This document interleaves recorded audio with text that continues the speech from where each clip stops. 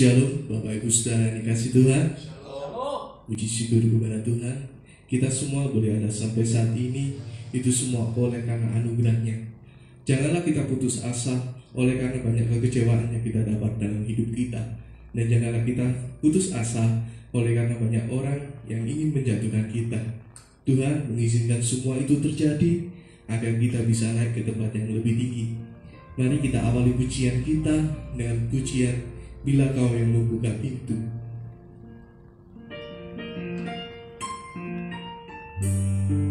Segala perkara ku serahkan padamu Tuhan.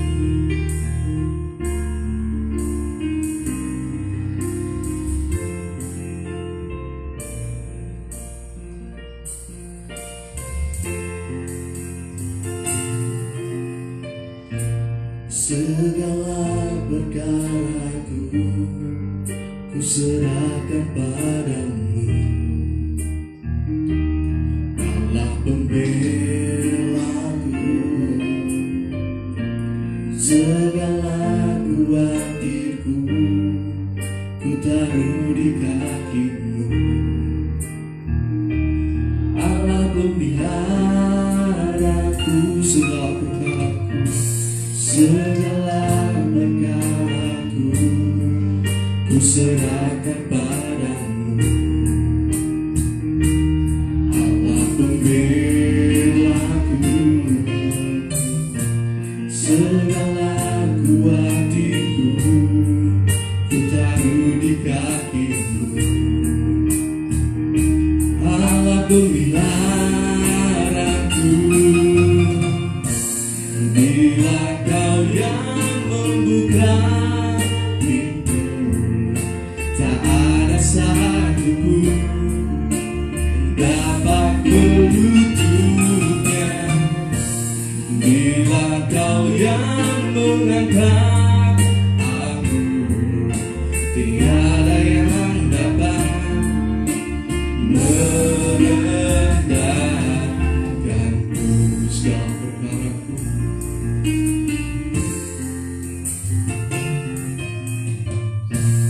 Segala perkaraku, segala perkaraku ku serahkan padamu, Allah pembelaku. Segala kuatiku ku taruh di kakimu, Allah pemeliharaku. Segala perkaraku, segala perkaraku ku serahkan padamu, Allah pembelaku.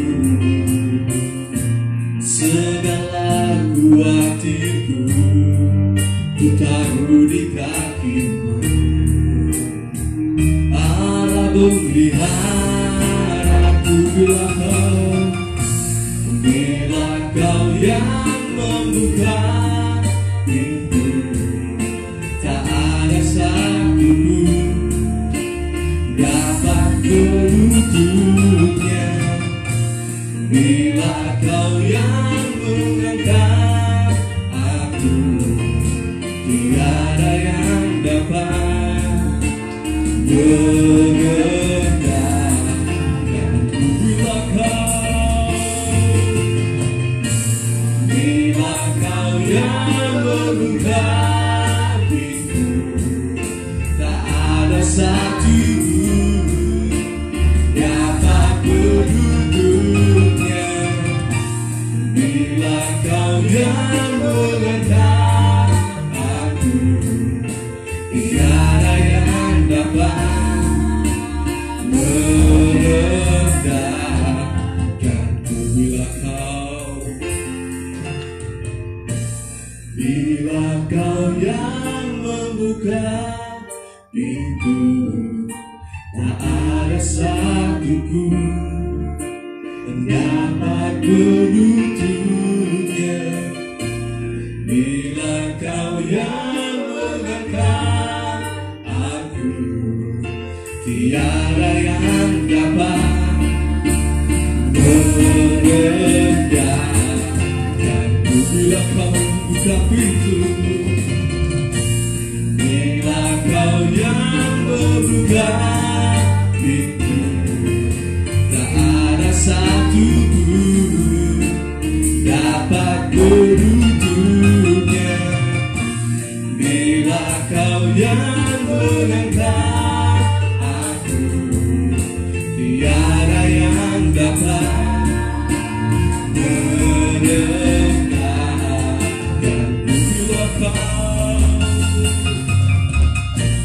Bila kau yang membuka pintu, tak ada satu pun dapat menutupnya.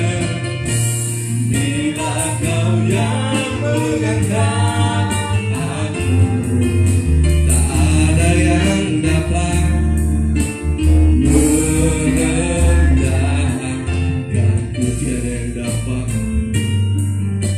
Tiada yang dapat, tiada yang dapat, tiada yang dapat, tiada yang dapat merendahkanku.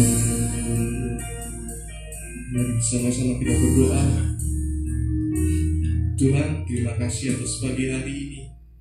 Tuhan memberikan kesempatan dan waktu bagi kami, sehingga kami dapat berkumpul bersama-sama kembali untuk beribadah Tuhan.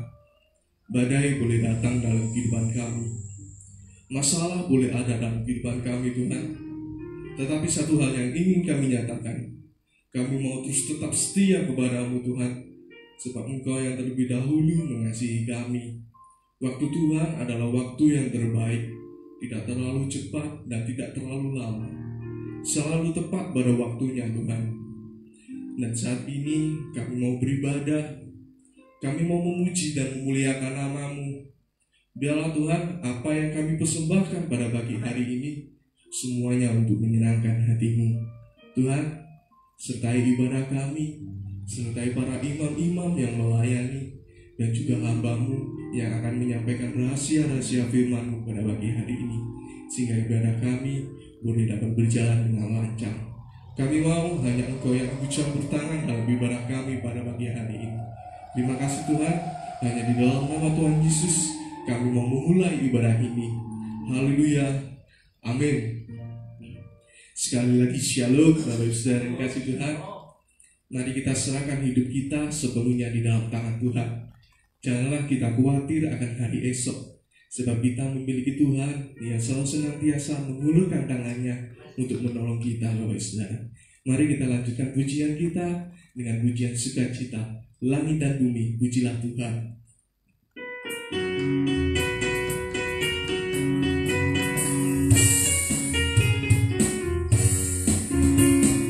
Langit dan bumi, pujilah Tuhan, sebab Dia ciptakan semuanya. Keagungannya mengatasi langit bumi, sembah sujud di hadapannya. Langit dan bumi, langit dan bumi, pujilah Tuhan, sebab Dia ciptakan semuanya. Keagungannya mengatasi langit bumi, sembah sujud di hadapannya. Ku puji, ku puji, ku sembah, ku puji, ku sembah Yesus Kristus Sang Penebusku. Ku puji, ku sembah, ku puji, ku sembah Yesus Tuhan dan Rajaku. Langit dan bumi, langit dan bumi, pujilah Tuhan, sebab Dia ciptakan semuanya. Keagungannya mengatasi langit bumi, sembah sujud di hadapannya. Langit dan bumi, langit dan bumi, pujilah Tuhan, sebab Dia ciptakan semuanya. Keagungannya mengatasi langit bumi, sembah sujud di hadapannya. Ku puji, ku puji, ku sembah, ku puji, ku sembah Yesus Kristus Sang Penebusku. Ku puji, ku sembah, ku puji, ku sembah Yesus Tuhan dan Rajaku. Langit dan bumi,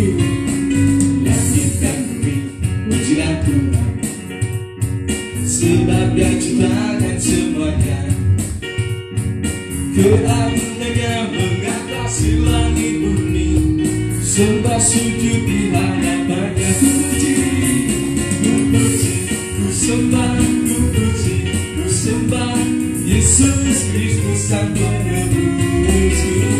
Ku puji, ku sembah, ku puji, ku sembah Yesus Tuhan dan Rajaku. Ku puji, ku puji, ku sembah, ku puji, ku sembah Yesus Kristus Sang Penebusku. Ku puji, ku sembah, ku puji, ku sembah Yesus Tuhan dan Rajaku. Haleluya, haleluya, amin, haleluya, amin, haleluya, amin, haleluya, amin, haleluya, haleluya, amin, haleluya, amin, haleluya, amin, haleluya, amin, haleluya, haleluya, amin, haleluya, amin, haleluya, amin, haleluya, amin, haleluya, haleluya, amin, haleluya, amin, haleluya, amin, haleluya, amin,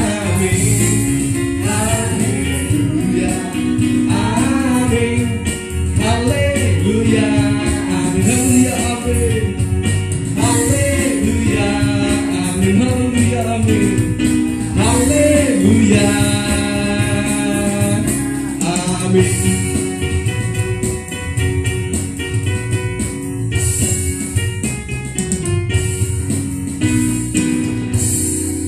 Puji nama Tuhan, kita memiliki Tuhan yang begitu luar biasa, Bapak Saudara.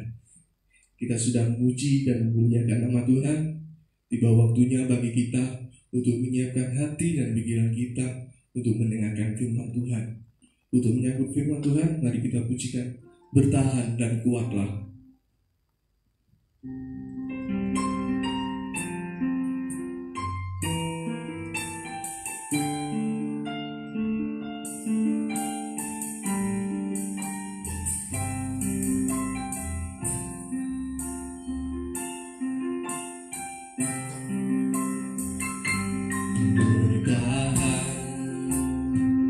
Dan kuatlah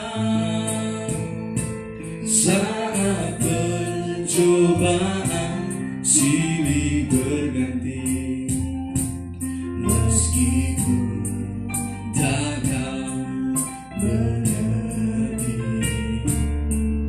mengapa hal itu terjadi. Pandanglah kasih mempelai surga, Dia tahu segala kesusahanmu, mengerti tetesan air matamu pada salib. Dia tanggung segalanya, bertahan dan kuatlah, bertahan dan kuatlah saat pencobaan silih berganti, meskipun takkan mengerti mengapa hal itu terjadi. Pandanglah kasih, pandanglah kasih mempelai surga, Dia tahu segala kesusahanmu, mengerti tetesan air matamu pada salib. Dia tanggung segalanya, percaya, percaya semua indah pada waktunya, asal kau berpegang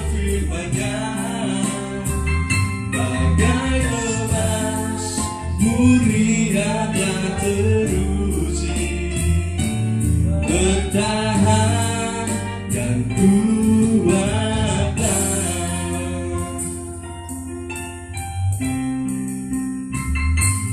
bertahan dan kuatlah saat pencobaan silih berganti.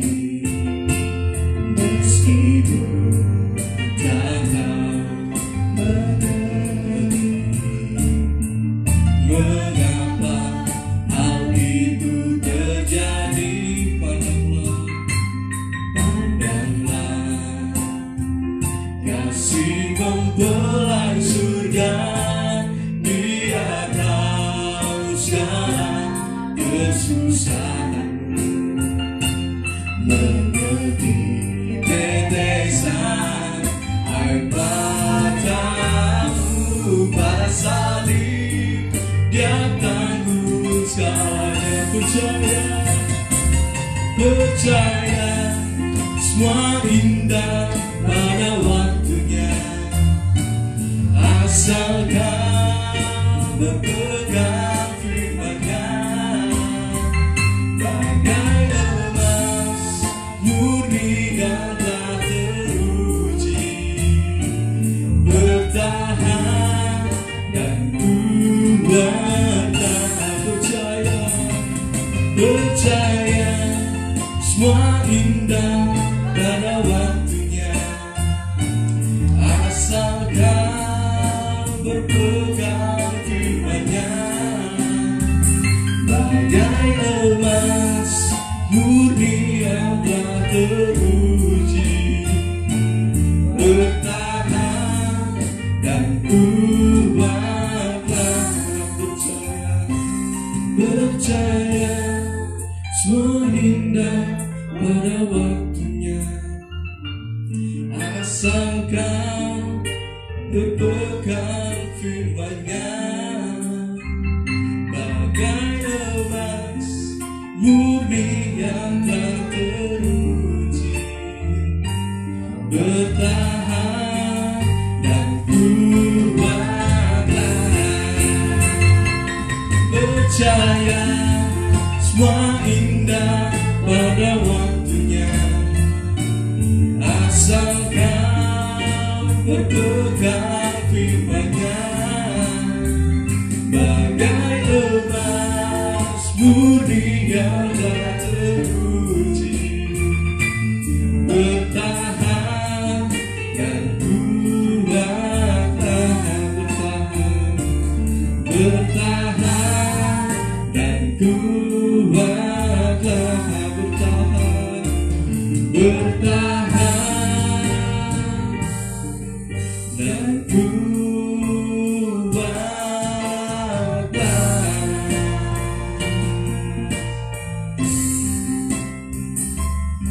Tuhan, tak pernah kami meragukan kasih-Mu Tuhan. Apapun yang terjadi dalam kehidupan kami percaya Tuhan, Tuhan pasti buka jalan buat kami.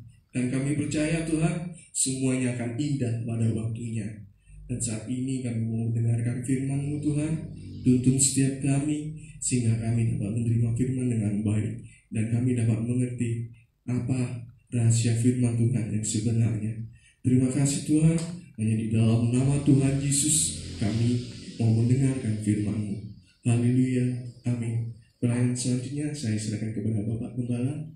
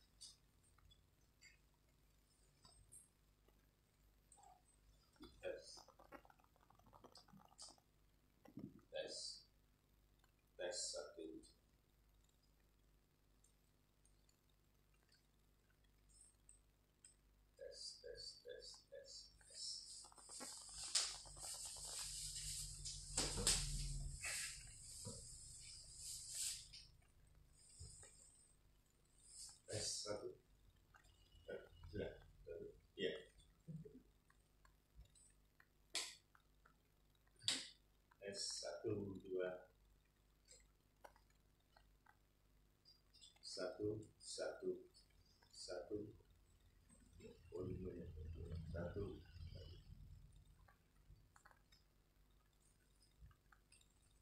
Tes satu.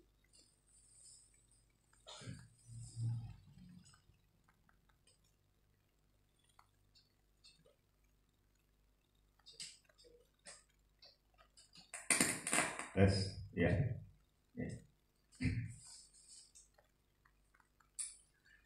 Selamat pagi, Shalom. Shalom.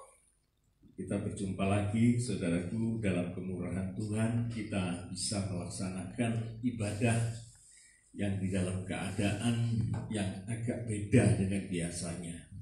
Tetapi nyanyian terakhir tadi sungguh sangat memberkati, bertahan dan kuatlah.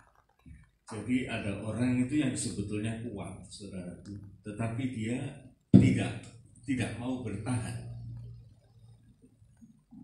Tetapi sebaliknya ada orang yang mau bertahan, tetapi dia tidak kuat.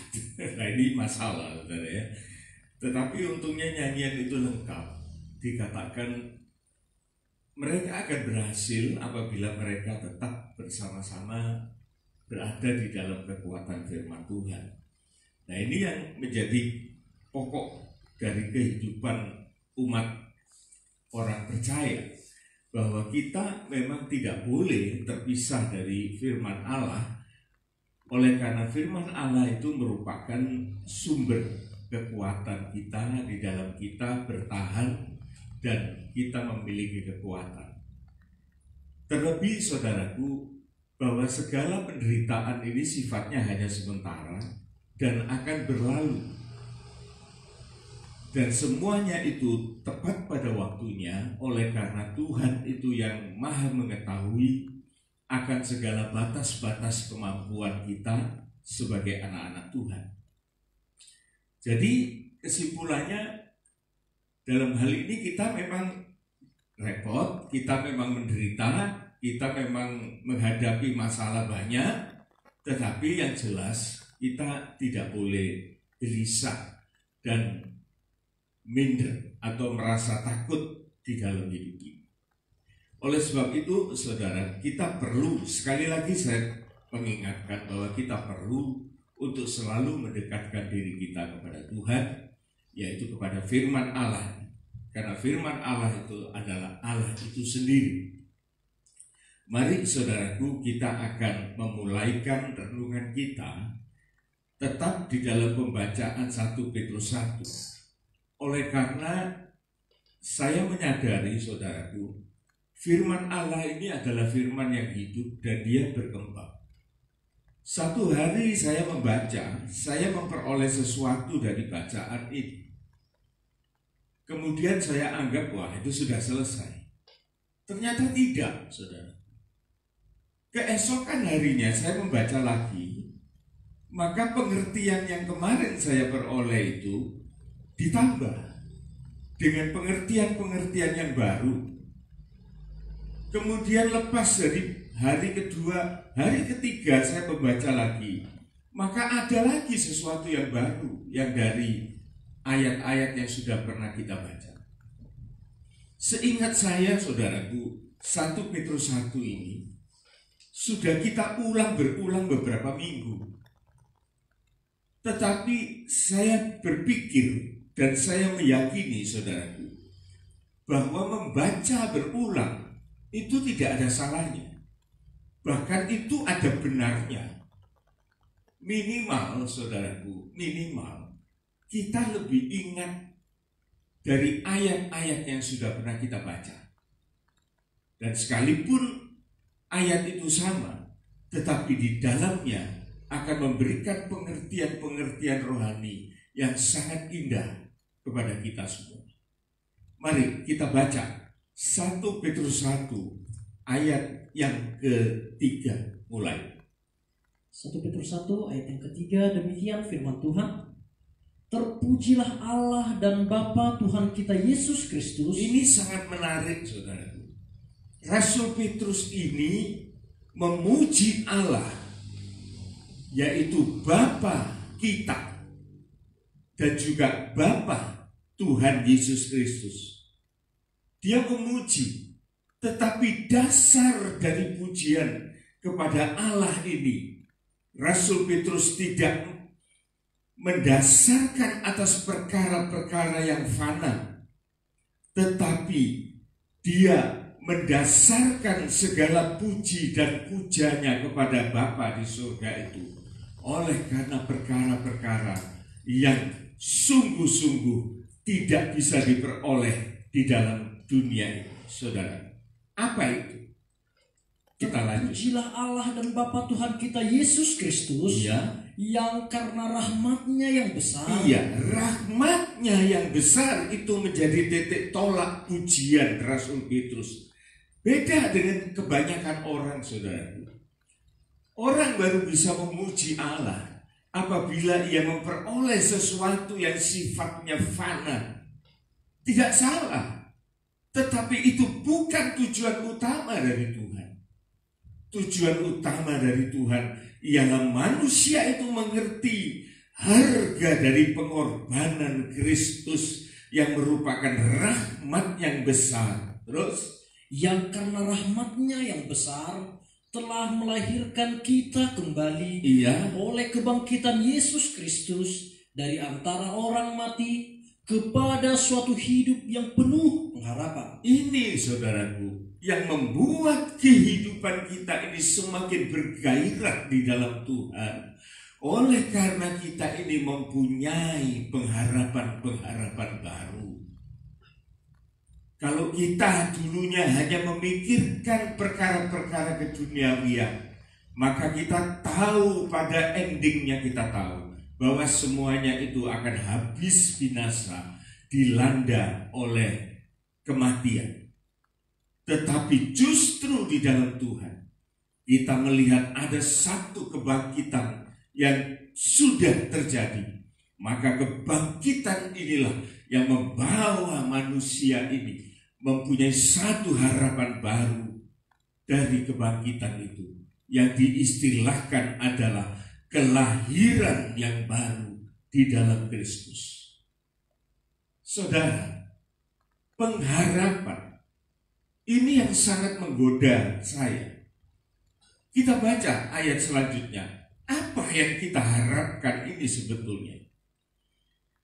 Ayat yang keempat demikian, untuk menerima suatu bagian yang tidak dapat binasa. Pengharapan ini, saudaraku, firman Tuhan sendiri yang bicara loh. Jadi mendapatkan sesuatu bagian. Jadi bagian berarti milik kita, itu bagian kita yang tidak dapat binasa. Ini artinya, saudaraku, sesuatu yang juga bersifat kekal. Bersifat kekal. Coba kita dalami lagi. Hari pertama saya baca, saudaraku, hanya lewat begitu saja. Tetapi hari-hari berikutnya saya kecantol dengan ayat-ayat ini, dan saya mohon Tuhan untuk membuka pengertian ini. Apa sih sebetulnya sesuatu bagian kita yang tidak dapat binasa ini, yang sekarang jelas belum kita pakai, yang sekarang belum kita nikmati secara utuh, penuh. Bahkan sekarang pun kita tidak bisa nampak, oleh karena bagian itu masih tersimpan rapi di dalam kerajaan surga. Kita baca. Untuk menerima suatu bagian yang tidak dapat binasa, yang tidak dapat cemar. Yang tidak dapat cemar. Saudara perhatikan, ini kata-kata ini sangat tersusun rapi. Tidak binasa, satu. Tidak bisa cemar, dua. Terus, dan yang tidak dapat layu. Dan tidak dapat layu, saudaraku. Tidak melempem, tidak akan membusuk, tidak memudar. Jadi tiga hal ini, saudaraku, akan menjadi bagian kita nanti pada akhirnya. Kapan itu? Yang tersimpan di surga bagi kamu. Nah, barang-barang yang dijanjikan ini, saudaraku, tersimpan rapi di surga.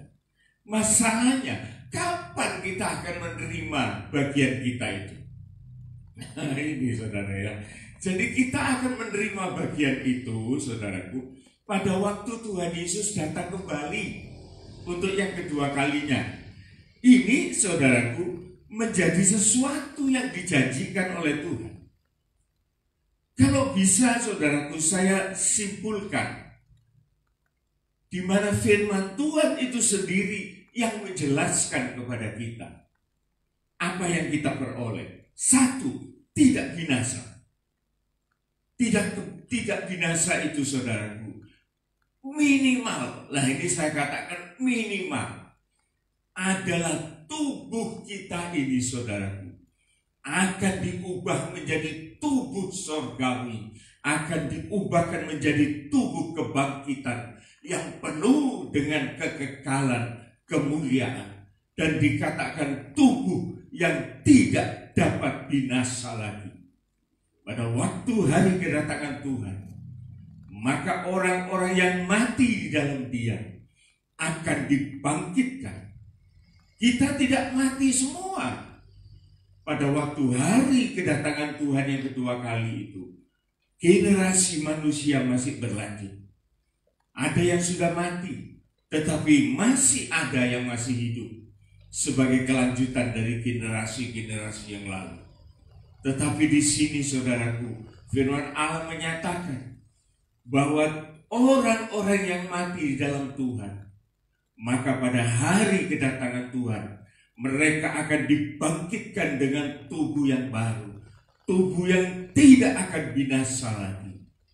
Sedangkan kita yang masih hidup, maka kita semua akan mengalami keubahan, akan mengalami satu keubahan dari tubuh kita menjadi tubuh rohani atau tubuh sorgawi.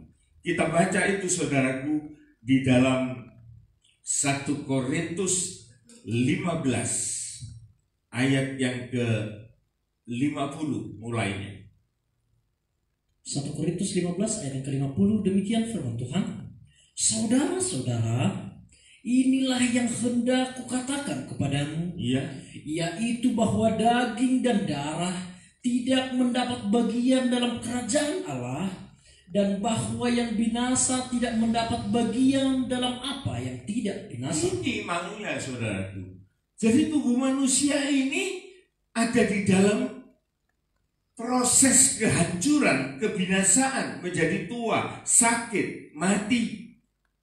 Itu siklus yang sudah terjadi oleh karena sudah terkontaminasi oleh dosa. Tadinya tidak ada perjanjian Tuhan manusia itu harus mati. Tetapi kalau manusia itu saudaraku membuat satu pelanggaran, maka kita semua masuk di dalam suasana dosa itu dan berakibat yang tidak baik kepada tubuh kita. Sekarang saudaraku, bagaimana kita merasa bahwa kita ini takut dengan hal yang tidak pernah kita lihat. Contoh virus ini sekarang saudaraku, yang tidak bisa kita lihat dengan mata ini. Tetapi kita takut saudara. Tubuh kita ini rentan. Hidung kita kalau kemasukan itu virus, maka seluruh tubuh ini menderita sakit, mati saudara. Bayangkan begitu rentannya tubuh manusia. Dulu tidak ada janji itu saudaraku. Dulu manusia itu menguasai bumi ini dengan kekuatan kemampuan yang diberikan Allah kepada Adam dan Hawa. Kuasai seluruh bumi. Sekalipun mereka tidak memakai pakaian, firman Allah mengatakan manusia itu dikatakan telanjang.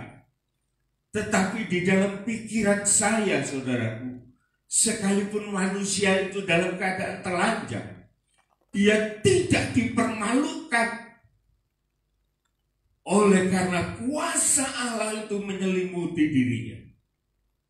Sehingga tidak ada satu makhluk pun yang berani berhadapan dengan manusia. Semua tunduk. Tetapi begitu manusia melanggar perintah Allah, maka manusia itu menjadi rentan. Kemuliaan Allah itu lenyap. Jangan salahkan setan, saudaraku. Saya kurang setuju kalau setan itu selalu disalahkan. Ngapain lagi disalahkan? Oleh karena memang setan itu mbahnya salah. Kalau kita ini jatuh di dalam dosa, kemudian kita ini ngomel-ngomel, wah setan itu mengganggu saya, menggoda saya, menipu saya. Lah pertanyaannya, olah apa kamu itu kok kena ditipu? Itu masalahnya di situ. Oh sudah tahu firman Tuhan itu bilang iblis itu bapaknya penipu. Loh ya kamu kok turut gitu. Iblis itu tidak apa-apa, saudaraku. Dia tidak bisa berbuat apa-apa. Dia hanya provokator, provokasi. Dia tidak bisa metik buah kemudian dijejelkan di dalam mulutnya Hawa. Tidak bisa, tidak boleh. Dia tidak bisa mendorong Yesus di atas bait Allah. Tetapi dia bisa memprovokasi. Kalau engkau anak Allah, jatuhkan dirimu ke bawah. Ada loh firman Tuhan yang mengatakan bahwa dia akan menantang engkau dengan malaikat-malaikatnya. Itu iblis. Dulu saya mikir-mikir iblis itu ya gendeng ya. Ada apa nyuruh-nyuruh gitu? Bok dungkrak mati selesai. Tetapi baru saya mengerti, tidak. Iblis itu sangat dibatasi oleh Tuhan sehingga dia tidak bisa bertindak lebih dari apa yang bisa dia lakukan. Hanya manusia yang menanggapi, manusia yang terdorong kehendak bebasnya dan dia melakukan pelanggaran itu. Jadi tidak ada sesuatu yang aneh dari iblis itu, saudaraku. Dan kalau kita selalu mengalamatkan bahwa kecelakaan kita itu oleh karena setan, saudara tahu reaksi setan itu? Dia tertawa terbahak-bahak. Kalau kita bilang, wah ini setan ini mencelakakan saya, dia itu tidak menyesal, saudaraku. Malah dia itu tertawa terbahak-bahak dan dia mengatakan goblokmu dewi. Itu, saudara. Jadi kita jangan memberikan kemuliaan atau skor kemenangan kepada iblis. Tetapi sebaiknya kita introspeksi di dalam hati kita supaya kita tahu bahwa rencana Allah itu yang terbaik bagi kita. Mari kita lanjutkan pembacaan ini, saudara. Kita lanjutkan 1 Korintus 15 ayat yang ke-51. Demikian, sesungguhnya aku menyatakan kepadamu suatu rahasia. Ini rahasia, saudaraku. Ini rahasia. Tetapi rahasia itu memang sudah waktunya dibuka. Dulu orang nggak ngerti. Tetapi setelah kebangkitan Yesus, maka rahasia itu terbuka. Ya, ini rahasianya. Terus kita tidak akan mati semuanya. Nah ini yang tadi saya katakan, kita ini tidak mati semua. Tapi yang jelas, tetapi kita semuanya akan diubah. Kita semuanya akan diubah. Bagaimana prosesnya? Dalam sekejap mata. Di dalam sekejap mata. Tidak lama-lama, saudara. Begitu Tuhan Yesus datang ke dalam dunia untuk kedua kalinya, maka dengan sekejap mata. Terus pada waktu bunyi nafiri terakhir. Pada waktu bunyi nafiri yang terakhir. Saudara jangan mikir loh ya, nafiri terakhir ini bunyinya cuma di Israel, yang di Lumajang nggak dengar.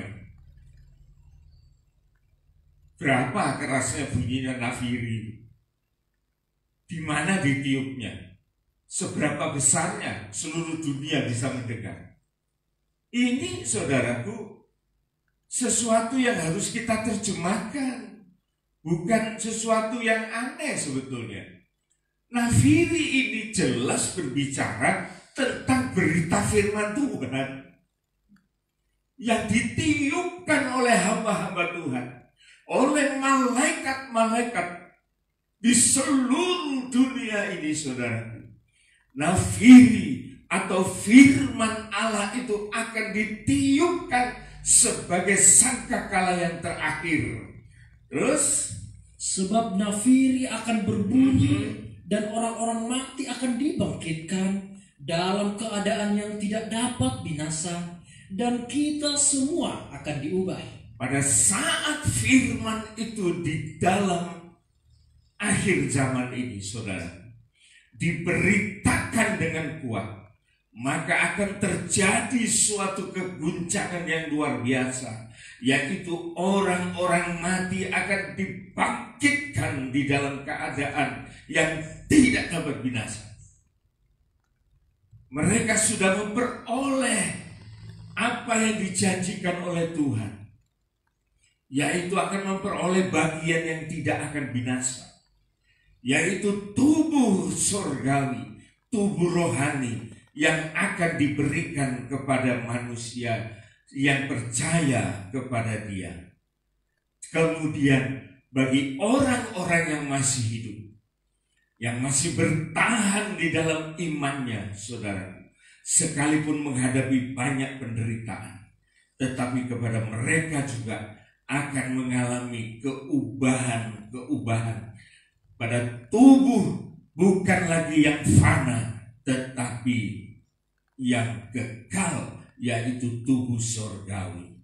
Mengapa harus sedemikian? Tadi dikatakan daging dan darah tidak mewarisi kerajaan surga. Harus ada perubahan, saudaraku. Tuhan itu sangat memikirkan keadaan-keadaan semacam ini. Tubuh nafsani kita habis kembali kepada tanah, tetapi tubuh rohani itu sudah tersedia di dalam kerajaan surga. Ingat itu. Jadi bukan janji pepesan kosong ini, saudaraku, tetapi akan kita nikmati. Terus lanjut. Karena yang dapat binasa ini harus mengenakan yang tidak dapat binasa. Iya. Terus. Dan yang dapat mati ini harus mengenakan yang tidak dapat mati. Amin. Terus. Dan sesudah yang dapat binasa ini mengenakan yang tidak dapat binasa. Iya. Dan yang dapat mati ini mengenakan yang tidak dapat mati. Iya.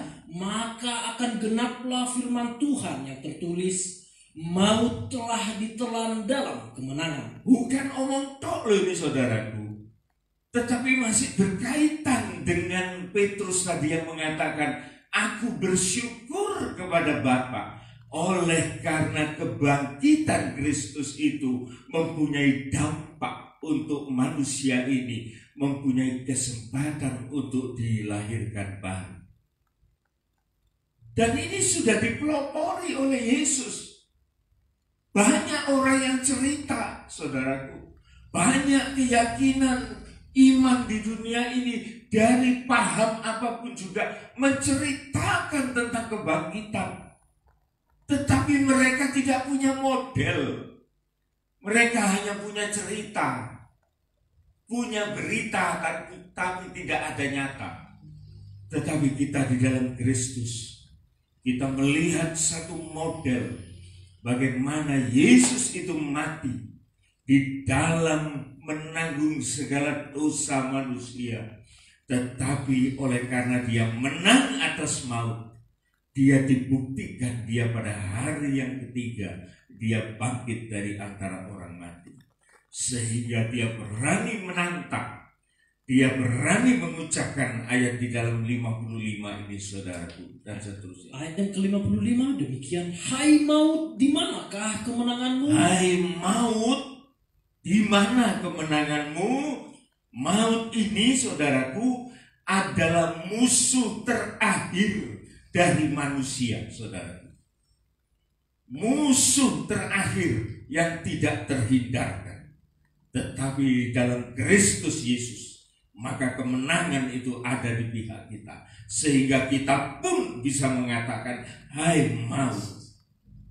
Maut di sini, saudaraku, bukan kematian yang biasa, tetapi ini kematian yang kedua, yang tidak mengalami kelahiran baru. Dia mati yang kedua, yang terpisah dengan Allah untuk selama-lamanya. Ini yang dikatakan maut. Di mana kemenanganmu? Terus, hai maut, di manakah sengatmu? Mana sengatmu yang beracun itu? Ya, Kita berani menentang. Mana sengatmu yang beracun itu mana? Saudara ingin tahu racunnya, sengatnya maut ini. Kita baca terus. Sengat maut ialah dosa. Sengat maut itu dosa. Dosa sudah dipatahkan. Sengat itu pun sudah dipatahkan. Dia tidak akan berpengaruh di dalam kehidupan kita. Terus, dan kuasa dosa ialah hukum Taurat. Loh ini saudaraku, jadi kuasa dosa itu berada di dalam pelanggaran-pelanggaran kita terhadap Taurat yang tidak mungkin bisa kita hindari. Tetapi oleh karena kemenangan Kristus di atas kayu salib, maka kemenangan itu ada di pihak kita, saudara. Tetapi saudaraku, hal ini sebetulnya memberikan peluang kepada kita. Apakah kita ini hanya mau mendapatkan itu hanya untuk diri kita sendiri? Itu pertanyaan. Bukankah kita memiliki kesempatan yang kita dengar dengan jelas pada waktu Yesus mau terangkat ke surga? Dia memberikan satu amanat yang agung kepada orang-orang percaya untuk mengajar kepada orang-orang lain supaya berlaku juga seperti Yesus. Dan kita mendapat mandat Allah, mendapat amanat itu, saudara. Kalau saudara masih ingat, coba kita review dengan doa Tuhan Yesus. Aku tidak berdoa untuk dunia, tetapi aku berdoa untuk orang-orang yang Engkau berikan kepadaku. Dan aku tidak menghendaki mereka itu diangkat, oleh karena mereka itu akan menjadi utusanku di bumi, sebagaimana Engkau mengutus aku. Coba saudara. Dan aku berdoa untuk mereka supaya mereka tidak jatuh kepada yang jahat. Tetapi juga aku tidak berdoa untuk mereka saja. Aku berdoa untuk mereka. Dan mereka ini adalah kita ini, saudara. Yaitu orang-orang yang percaya akan berita yang mereka sampaikan. Dan Tuhan masih berdoa buat kita, saudara. Dia adalah juru syafaat. Saudara, saya ini diam-diam heran juga. Saya tuh mikir-mikir, Tuhan, Engkau berdoa untuk murid-murid-Mu supaya mereka tidak jatuh kepada yang jahat. Tetapi Tuhan, kematian mereka sangat mengerikan. Mereka tidak ada yang mengakhiri hidup mereka secara normal. Mereka mengalami aniaya yang begitu besar. Saya bertanya kepada Tuhan dalam hal ini, kalau mereka itu terlepas dari segala yang jahat, tentunya mereka tidak teraniaya semacam itu. Apakah saya salah di dalam saya berpikir?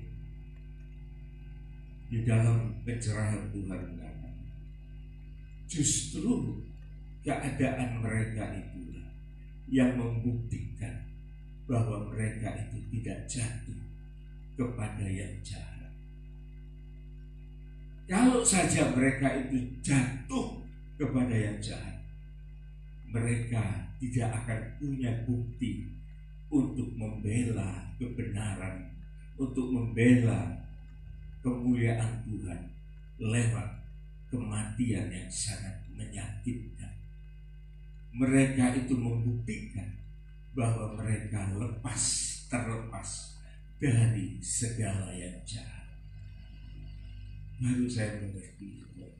Saya bilang, ya Tuhan, terima kasih.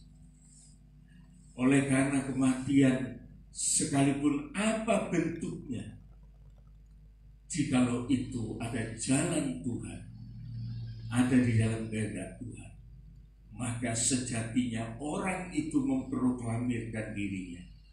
bahwa dia tidak jatuh di dalam tangan kejahatan.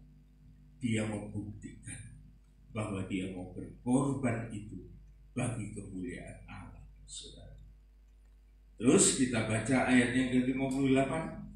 Demikian, karena itu, saudara-saudaraku yang kekasih, berdirilah teguh, jangan goyah, dan giatlah selalu dalam pekerjaan Tuhan.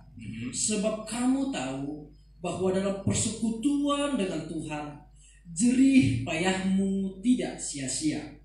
Saudara, Rasul Paulus di dalam 1 Korintus 15 ini, setelah membeberkan sesuatu rahasia tentang kesudahan alam dan manusia ini, maka di dalam kesempatan kita hidup sebelum Tuhan Yesus datang kembali, dia berpesan wanti-wanti. Karena itu, saudara-saudaraku yang kekasih, berdirilah teguh, jangan engkau goyah, dan giatlah selalu di dalam pekerjaan Tuhan. Sebab kamu tahu bahwa di dalam persekutuan dengan Tuhan, jerih payahmu itu tidak sia-sia. Saudara, ini adalah tugas kita, orang yang mendapat pahala kemuliaan yang sedemikian besar. Tetapi kita juga mempunyai tanggung jawab yang besar di bumi ini, supaya kita tekun di dalam melayani Tuhan. Ada sisa 2, saudaraku. Tadi kita menceritakan tentang tubuh sorgawi yang tidak binasa. Kita sekarang melihat ketidakcemaran. Kita melihat di dalam 1 Petrus 1 ayat yang ke-15. Demikian 1 Petrus 1 ayat yang ke-15. Tetapi hendaklah kamu menjadi kudus dalam seluruh hidupmu, iya, sama seperti Dia yang kudus, yang telah memanggil kamu. Iya. Sebab ada tertulis, kuduslah kamu sebab aku kudus. Iya, saudara. Ini yang akan dijanjikan kepada kita sebagai sesuatu yang tidak cemar. Kita sadar, saudaraku, di dunia ini kita masih banyak terkontaminasi. Telinga kita masih mendengar, mata kita masih melihat, panca indera kita masih berfungsi untuk punya suatu celah untuk masuknya sesuatu yang tidak suci. Tetapi ada satu antisipasi dari dalam kita, yaitu firman Allah yang selalu menguduskan kita. Sampai nanti pada saatnya kekudusan abadi ini kita memperoleh. Kuduslah kamu oleh karena Dia kudus. Saudara, orang yang hidupnya di dalam kekudusan, orang ini pasti punya pengharapan. Kalau orang ini punya pengharapan, dia pasti mati-matian hidup di dalam kekudusan. Oleh karena kekudusan ini yang tidak lagi bisa dicemari, itu ada di dalam kerajaan surga yang juga akan menjadi bahagian kita, yang akan kita terima. Sisa 1, saudara, yaitu sesuatu yang tidak lain. Kita baca di dalam 1 Petrus 1 ayat yang ke-24. 1 Petrus 1 ayat yang ke-24, demikian firman Tuhan. 23. Karena kamu telah dilahirkan bukan dari benih yang fana, iya, tetapi dari benih yang tidak fana, iya, oleh firman Allah yang hidup dan yang kekal. Iya. Terus, sebab semua yang hidup adalah seperti rumput, dan segala kemuliaannya seperti bunga rumput. Rumput menjadi kering dan bunga gugur, tetapi firman Tuhan tetap untuk selama-lamanya. Iya. Inilah firman Tuhan yang disampaikan Injil kepada kamu. Puji Tuhan. Jadi kalau kita mengatakan ada sesuatu yang tidak akan layu yang akan kita terima, maka itu sesungguhnya adalah kemuliaan yang akan kita terima. Mahkota kemuliaan yang digambarkan di dunia ini. Semua yang hidup adalah seperti rumput atau bunga rumput. Segala kemuliaan itu semacam itu. Jikalau ada panas terik, maka rumput itu menjadi layu. Bunga rumput itu akan mati kering dan gugur. Itulah kemuliaan dunia ini, saudara. Tetapi 3 perkara yang kita kenal di dalam Tuhan kita Yesus Kristus, saudara. Maka Tuhan mengatakan ada sesuatu pengharapan yang akan kita terima, yang pada saat ini belum kita nikmati secara utuh, tetapi Tuhan mengatakan sudah dipersiapkan di dalam kerajaan surga untuk menerima suatu bagian yang tidak dapat binasa. Itu adalah tubuh surgawi yang akan kita terima pada hari kedatangan Tuhan. Kemudian yang tidak akan cemar, itu tidak akan dikontaminasi lagi oleh segala dosa. Oleh karena kekudusan itu telah keluar dalam, sudah ada di dalam kehidupan manusia yang dibaharui dan tidak dapat lain, yaitu kemuliaan Allah itu telah dikembalikan dan kita mendapatkan suatu posisi sebagai anak-anak Allah, penghuni kerajaan surga, sepewaris dari anak Allah yang tunggal bersama-sama dengan Yesus. Inilah saudaraku yang boleh kita mengerti, dan kita akan mengakhiri dengan beberapa ayat yang membuat kita tetap semangat di dalam dunia ini, saudaraku. Kita kembali di dalam 1 Petrus 1 tadi, dan kita akan melihat di dalam ayat yang ke-6. Demikian, bergembiralah akan hal itu, bersukacitalah akan hal itu, sekalipun sekarang ini kamu seketika harus berduka cita oleh berbagai-bagai pencobaan. Pencobaan itu selalu ada, saudaraku. Tetapi ingat bahwa Tuhan mengatakan, aku tidak izinkan pencobaan itu menyerang kamu melebihi kemampuanmu, saudaraku. Terus maksud semuanya itu ialah untuk membuktikan kemurnian imanmu. Justru di sanalah, saudaraku, di bumi ini kita membuktikan kemurnian iman kita kepada dunia dan kepada Tuhan, yang jauh lebih tinggi nilainya daripada emas yang fana, yang diuji kemurniannya dengan api, sehingga kamu memperoleh puji-pujian. Ingat loh, saudaraku, ya, kita ini jangan sungkan-sungkan untuk memuji, saudaraku. Ini biasanya orang Kristen ini salah kaprah. Kamu jangan muji-muji orang. Loh, kenapa tidak? Kalau memang orang itu layak untuk dipuji. Manusia itu seringkali sok. Saya kalau melihat orang yang baik, orang yang benar, pasti saya apresiasi, pasti saya puji. Tetapi hati saya tulus memuji dia oleh karena memang dia patut melakukan pekerjaan yang baik dan patut dipuji.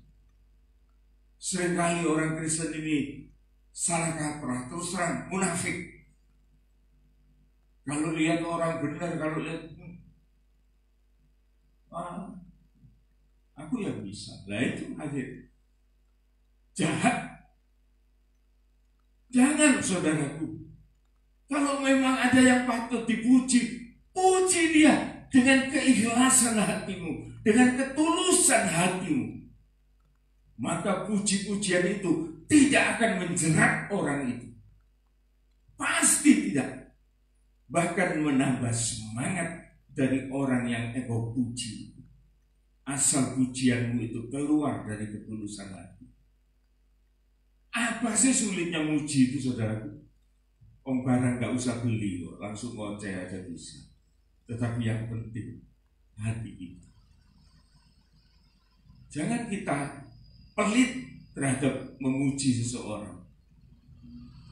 Saya lama memikirkan ini, saudara. Oh, jangan suka puji-puji orang.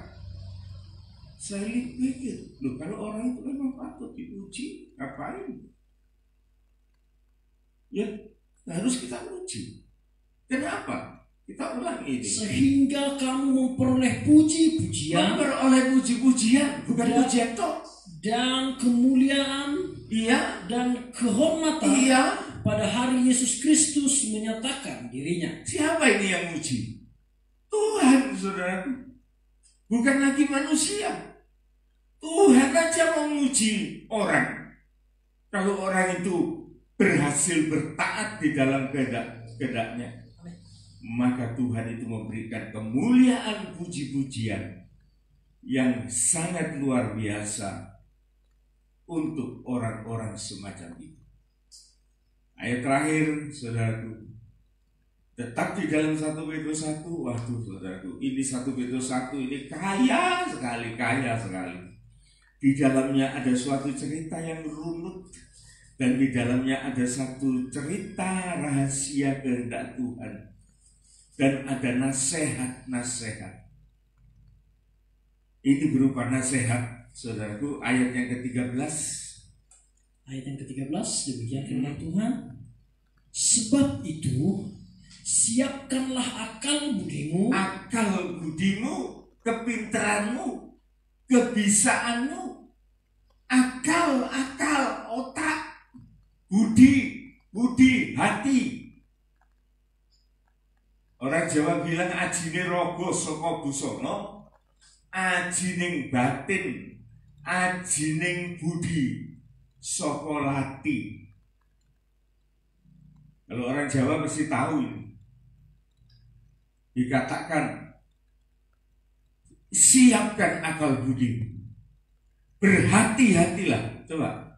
Sebab itu siapkanlah akal budimu, waspadalah dan letakkanlah pengharapanmu seluruhnya atas kasih karunia yang dianugerahkan kepadamu pada waktu penyataan Yesus Kristus. Terus hiduplah sebagai anak-anak yang taat dan jangan turuti hawa nafsu yang menguasai kamu pada waktu kebodohanmu. Iya.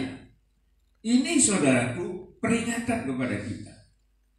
Kita menggunakan pikiran, perasaan, bahkan perbuatan kita. Hati-hati, menghormati saudaraku.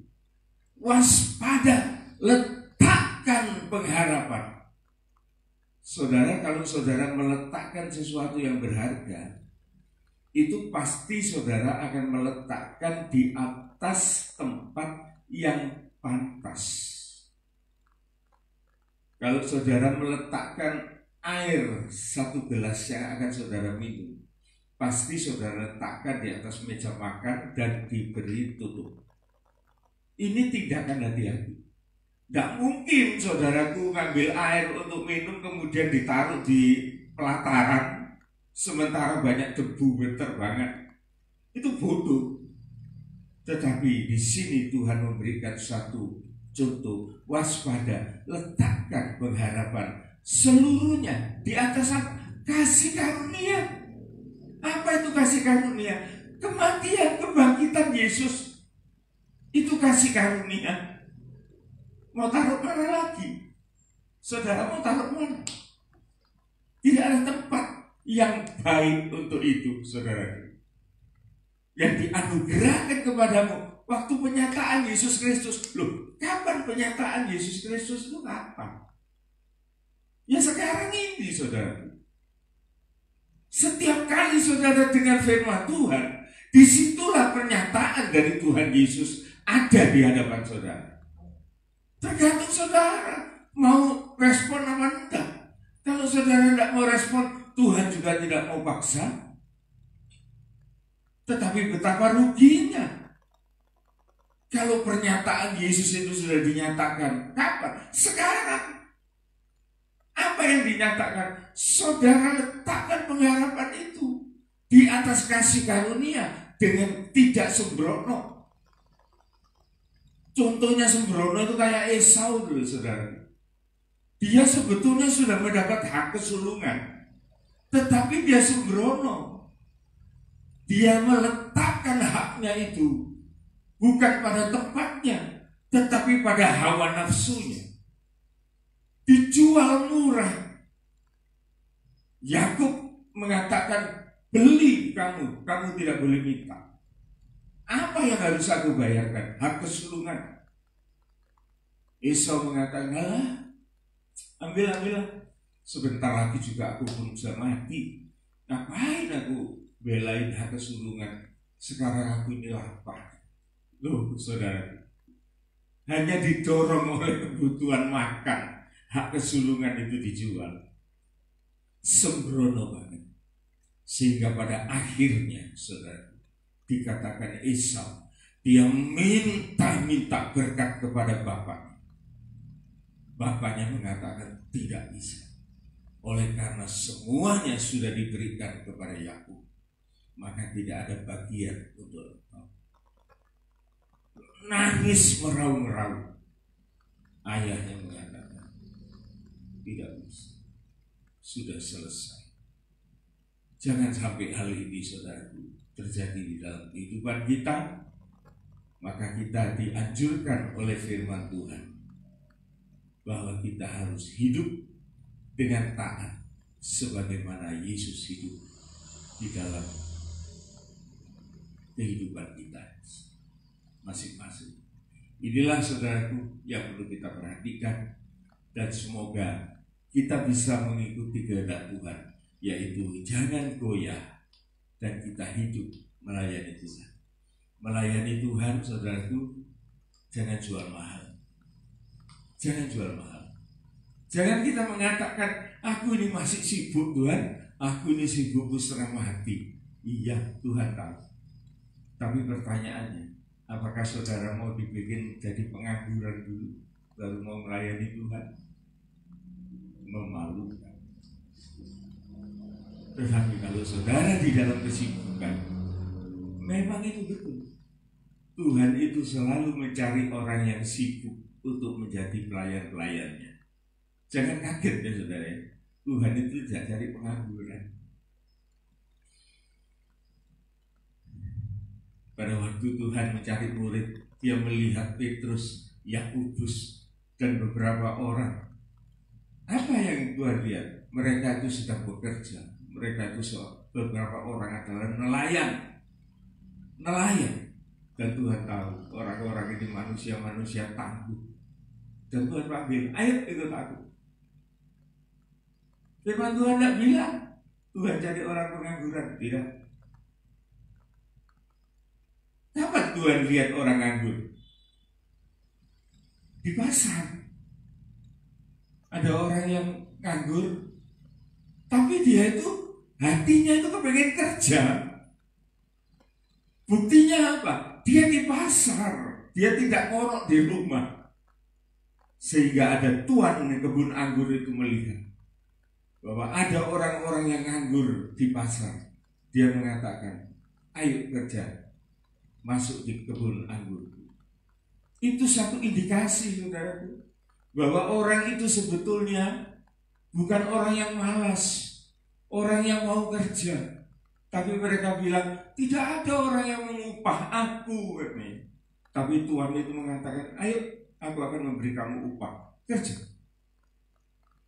Di sini kita melihat contoh saudara ya. Jadi siapa kita ini? Makanya jangan ngomong repot. Nanti Tuhan bilang apa, mau udah repot dulu? Nah, itu enggak mau Tuhan. Ya. Atau saya ini orang kaya, enggak perlu kerja buat Tuhan. Enggak, saudara.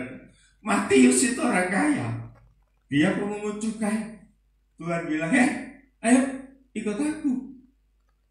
Ditinggal mejanya, uangnya ditinggal semua, dan dia ikut Yesus. Tuhan itu senang orang kaya, saudara. Orang kaya itu biasanya pinter. Bukan pinter, pasti pinter. Orang pinter belum tentu kaya. Tapi kalau orang kaya, pasti dia pinter. Ya.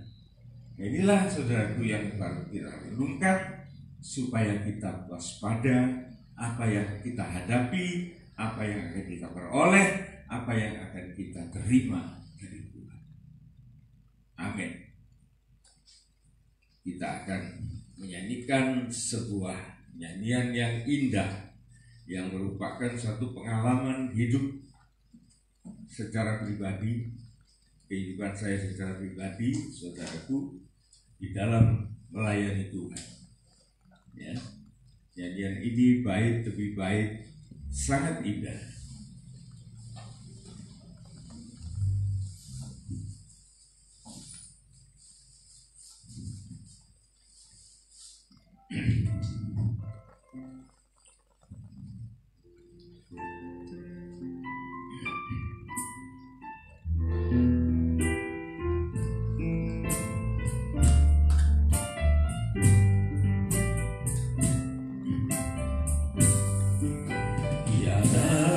Lebih indah ku melayani Yesus, walaupun suka dan berat jalanku, takkan aku mundur sebelum berakhir hidupku, karena aku tahu apa arti hidupku. Baik Tuhan. Indah dalamku telah aku tinggalkan, terkasih dalamku telah aku lepaskan, asal hati Yesus merasa senang selamanya, karena aku tahu apa arti hidupku. Ku melayani Yesus, itu terlebih dari semua. Ku melayani Yesus, itu terlebih indah.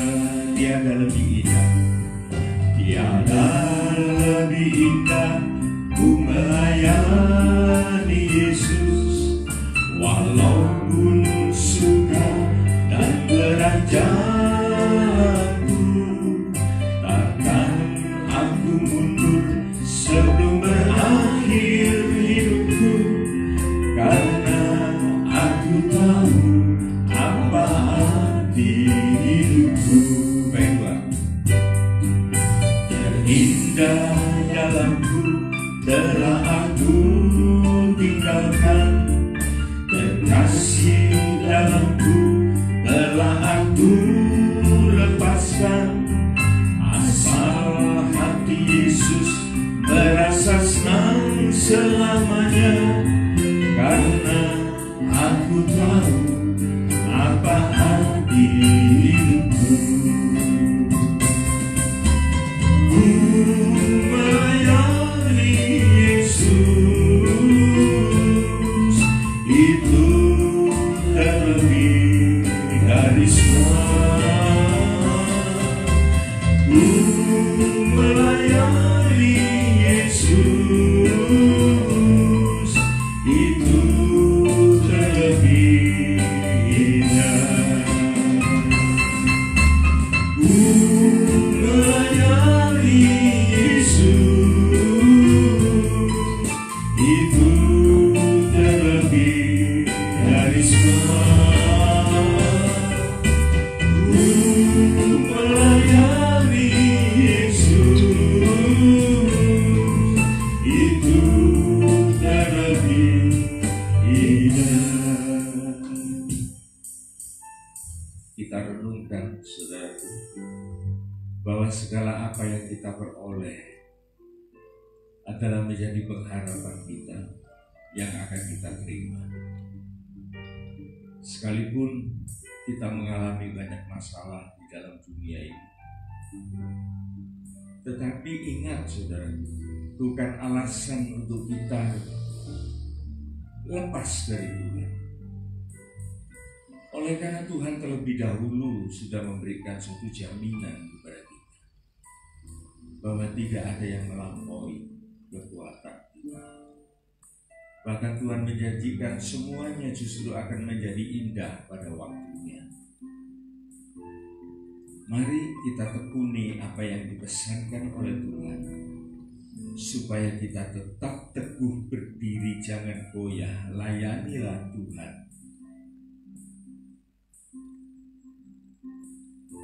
sampai Dia datang kembali. Inilah yang menjadi tugas kita, saudara, sehingga tidak ada alasan untuk kita undur dari Dia. Jangan tunggu sampai kita jadi pengangguran, saudara. Jangan. Biarlah kita melayani Tuhan di dalam segala kesibukan kita. Tuhan akan memberikan kekuatan dan hikmat. Jangan sampai kita nganggur. Ataupun kalau kita kebablas jadi pengangguran, tetapi kita masih memiliki hati ingin bekerja, merapatlah kepada segala kegiatan-kegiatan rohani. Oleh karena di tempat pasar itulah terjadi transaksi, terjadi kegiatan-kegiatan, maka kita akan memperoleh harapan kita di tempat-tempat semacam itu. Sejak muda, saudaraku, saya ini sudah mengalami hal-hal yang semacam itu. Butuh terhadap hal-hal yang rohani, tetapi saya mau mendekatkan diri ke pasar. Di sanalah saya bertemu dengan Tuhan yang memberikan saya kepercayaan untuk bekerja dan memberikan saya upah. Bukan jumlahnya, saudaraku, bukan jumlahnya, tetapi satu tanda bahwa Tuhan menghargai apa yang Tuhan berikan kepada saya bisa terolah sesuai dengan rencana Tuhan, dan saya menjadi miliknya Tuhan, menjadi miliknya Tuhan. Dinar itu melambangkan kepemilikan. Gambar siapa di dinar itu? Gambar kaisar. Kembalikan kepada kaisar apa yang kaisar punya. Tetapi kalau dinar itu diberikan kepada kita, gambar siapa di dalam dinar itu? Gambar Yesus. Maka kembalikanlah apa yang menjadi Yesus punya, yaitu kehidupan kita. Terpujilah Dia. Mari kita berdoa. Bapa di dalam surga, terpujilah nama-Mu oleh karena segala kebaikan dan rahmat-Mu yang besar, yang menjanjikan keubahan di dalam kehidupan kami, yang nafsani untuk menjadi yang rohani, yang fana untuk menjadi yang kekal. Dan itu semua sudah Engkau sediakan di dalam kerajaan. Pada saatnya Engkau akan datang kembali, maka kami akan memakai segala apa yang sudah Engkau siapkan, Tuhan. Dan kami tidak lagi di bumi ini, kami menjadi penghuni di dalam kerajaan surga. Tetapi kami menyadari, Tuhan, Engkau mengizinkan kami di bumi sebagaimana doa Yesus, supaya Engkau mengutus kami di dalam kemanusiaan kami. Engkau tidak mengutus kami sebagai malaikat, tetapi Engkau memberikan kepada kami tubuh dan darah. Engkau memberikan kepada kami perasaan yang sama dengan sama manusia, supaya kami juga berlaku sebagaimana manusia pada umumnya, namun dalam misi, yaitu memberitakan tentang kerajaan surga. Di dalam aniaya, kami tidak jatuh di dalam yang jahat. Terpujilah nama-Mu, Tuhan. Berikan pencerahan lebih lanjut dalam minggu-minggu mendatang, supaya kami bertumbuh di dalam Engkau, supaya kami mengerti kehendak Tuhan. Kami berdoa bagi jemaat GPT Jatiroto, GPT Lumajang, dan juga kepada siapapun yang sempat mendengar firman Tuhan ini. Biarlah mereka masing-masing menghargai penyataan dari Yesus dan memiliki suatu janji yang kokoh dalam hidup mereka masing-masing. Tuhan, berkati mereka dengan kekuatan dan kesehatan secara fisik. Berikan mereka iman yang kuat dan tangguh, supaya mereka tetap di dalam keadaan yang semacam ini, tetap memuliakan Engkau. Belajar disiplin. Tuhan, mereka ada di rumah masing-masing, dan kami tahu bahwa di situ adalah tempat yang sukar, yang tidak ada kedisiplinan mungkin. Tetapi Tuhan, biar kami semua berlatih untuk berlaku disiplin.